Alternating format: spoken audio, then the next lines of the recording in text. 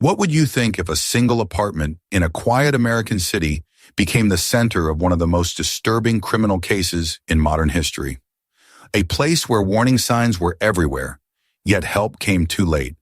Tonight, we revisit the Jeffrey Dahmer case, not to sensationalize it, but to understand what happened, why it happened, and what it still says about society today. Jeffrey Dahmer's crimes came to light in the summer of 1991, but the story did not begin there.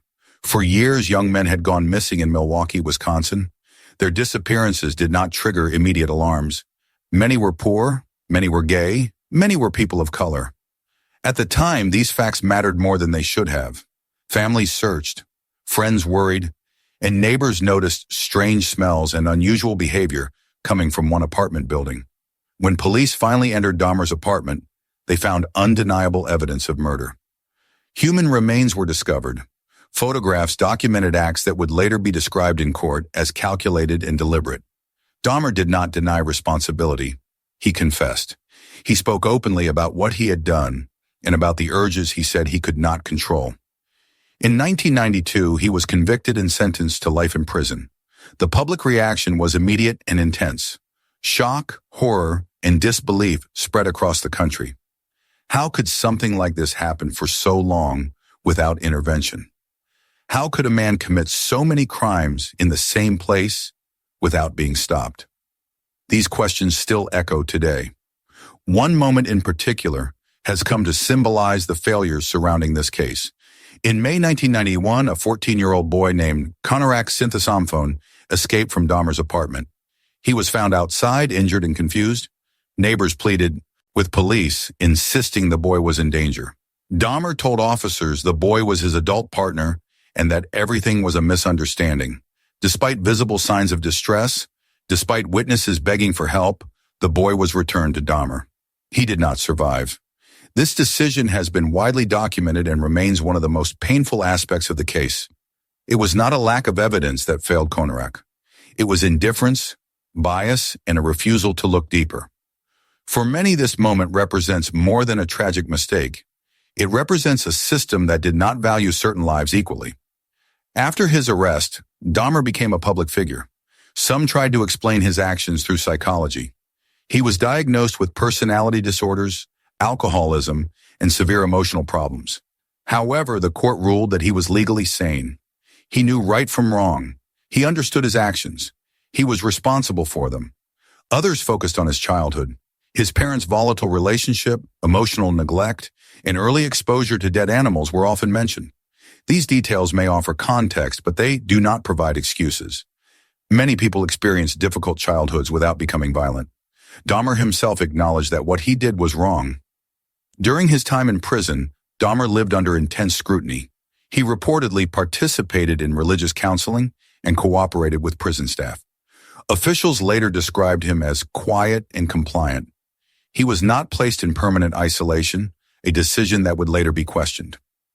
In November 1994, Dahmer was killed by fellow inmate Christopher Scarver. Scarver claimed he was provoked, though his explanations changed over time. Some believed Dahmer's death was an act of vigilante justice. Others saw it as another failure of the system, one that allowed violence to continue even after the trial was over. What is clear is that Dahmer never served his full sentence, and victims' families were left without closure. Over the years, many stories have circulated about Dahmer's behavior in prison. Some claim he taunted others or joked about his crimes. However, these accounts are disputed. There is no official documentation supporting such claims. This is an important reminder. Even in the most infamous cases, rumors can easily replace facts. Responsible reporting requires caution, especially when the truth is already painful enough. Beyond the individual crimes, the Dahmer case forces society to confront uncomfortable questions. Why were early warnings ignored? Why did neighbors' concerns go unheeded? Why did missing persons reports fail to generate urgency? The answers point to systemic problems: discrimination, under-resourced policing, and assumptions about who is worthy of protection. Many victims were chosen because they were unlikely to be missed or believed. This is not speculation.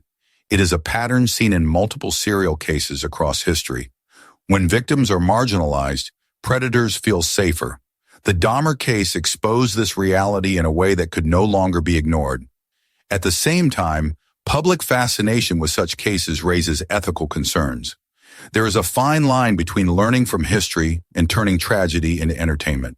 Graphic details, jokes, and exaggerated myths can overshadow the real human cost. Behind every headline were sons, brothers, and friends whose lives were stolen. It is also important to reject narratives that romanticize or excuse violence. Understanding mental illness does not mean removing accountability. Exploring background does not mean shifting blame. Dahmer's actions were his own. The responsibility lies with him and with the systems that failed to stop him sooner. Today, the legacy of this case lives on in reforms, debates, and ongoing discussions about policing and social justice. Training standards have changed. Awareness has increased. But the question remains, have we truly learned the lesson, or are similar warning signs still being ignored in different places, involving different victims? As we reflect on this story, it is worth remembering that true crime is not just about criminals. It is about communities. It is about whose voices are heard and whose are dismissed. It is about whether society chooses convenience over compassion. Jeffrey Dahmer is no longer alive, but the impact of his crimes continues. The pain experienced by victims' families does not fade with time. Neither should our commitment to recognizing and correcting the failures that allowed such violence to continue unchecked. So we leave you with this question. When the next warning signs appear, will they be taken seriously, or will history repeat itself? What do you think about this case? Share your thoughts below, and don't forget to like and subscribe so we can uncover more stories together. This content is compiled and analyzed based on publicly available information and open discussions.